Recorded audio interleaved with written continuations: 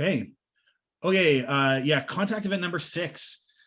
The weird is all over the Lower Mainland. So basically, this one is me and a friend at Minnetonka Park, and I basically go into this craft. I witness a craft in the forest, and I have a contact event, and they're confirming for me that I'm ready for the rising. So it's this thing that I'm doing with them, and but this area also is packed with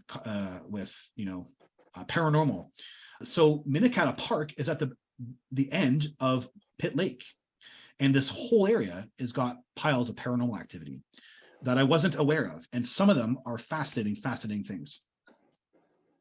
20 witnesses described several orange balls of energy hovered overhead 500 feet before shooting off. That was at Pitt Meadows.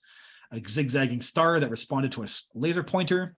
Pitt Meadows, Pitt Lake, consistent white. So this is interesting. Consistent white-blue flashes, changing to red, more intense than in lightning, and consistent to one location, continued behind a mountain, behind Pitt Lake. Several witnesses. So they're over here. I think actually in the report, they're over here.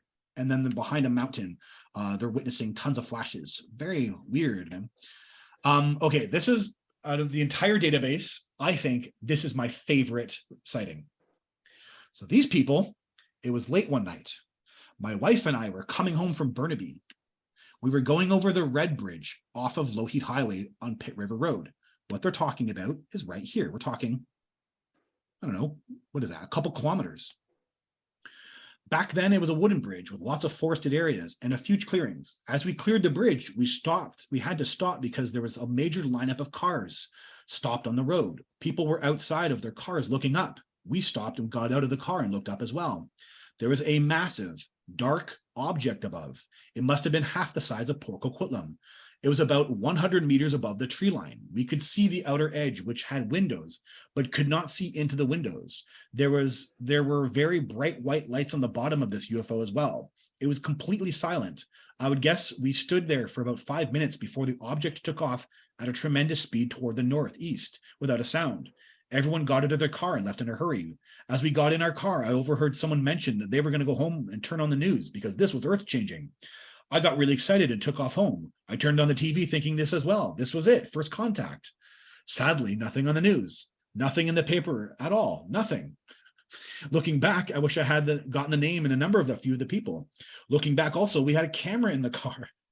So this is like one of those moments, and I've had this as well too, where you think you're witnessing something and obviously other people are going to see this and oh my God, like this is evidence and oh my God, this is it. This is the beginning. And there's nothing. No one reports it. No one mentions it. And it's not earth-changing. And it turned out this was not the end and this was not contact. But it happens, a massive object. They all see it. And it's definitely like a couple kilometers away from my own contact event. So hilarious to me, but nonetheless. Okay, and there's tons of Bigfoot sightings at Pitt Lake. Tons and tons. I have a personal friend. He was back up here at Pitt Lake, on this end of Pitt Lake here, and he's with some buddies. Tons of mist over the lake, and it's coming to dusk, and they hear this screech, but it's a woman screeching, but the volume is inhuman, but it's a woman, and they are freaked out and terrified by it, and it's so inhuman, the sound of it, he said. So tons of weird stuff can happen up here. And in the UFO BC database, you get tons of Bigfoot sightings at Pitt Lake. Alongside that, you also have missing 411 cases here too. David Paulides focuses on Leo Gaspard, but there's actually a bunch from the early 1900s of people who go in and never come back. All around a gold mine that they're all looking for. Apparently there's a legend of a gold mine. So yeah, you get crazy disappearances here. Margaret Anderson is actually a really sad one, and this includes a boulder. This is a couple hiking. By the way, these people are hiking, and they're on Burke Mountain. My contact event is here.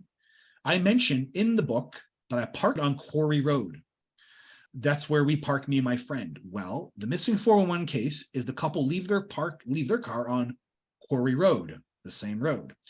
And they go hiking up for the day. They go to a lake. They come back. They lose the trail, but they're walking. The woman is walking up only 100 meters or so in front. He sees his wife turn around a boulder, and she is gone. It's really sad. And he's screaming for her. Like, how can someone just disappear, turn around a boulder? He stays the night looking for her. He stays there in the woods. Then that night he goes out, finds the road, finds the car, calls the police. She's found at the end of a bottom of a cliff, 100 feet below the bottom of the cliff. The search and rescue can't determine how she died because she doesn't look like she fell. So she has no markings of having fallen or tumbled or anything. She's placed almost on a boulder, and yet she has a head concussion or something. And so that's how she died. But the husband is never charged, and the search and rescue were confused. So very weird. And that happens right here in this area, right? But the thing is, that's not even conducive or consistent with a Bigfoot sighting. Like, having that type of missing 411 doesn't even add up for a Bigfoot. It doesn't, right? It's just, again, it seems like something paranormal, separate from other paranormal events going on in the area, but consistent with being paranormal. So, yeah, strange stuff, man. Okay, not too much to report. Port Moody, funny enough, not that much occurred there. And there's some things that happened. There were lights in the sky, yada, yada, but not too much that was interesting to make for the presentation today.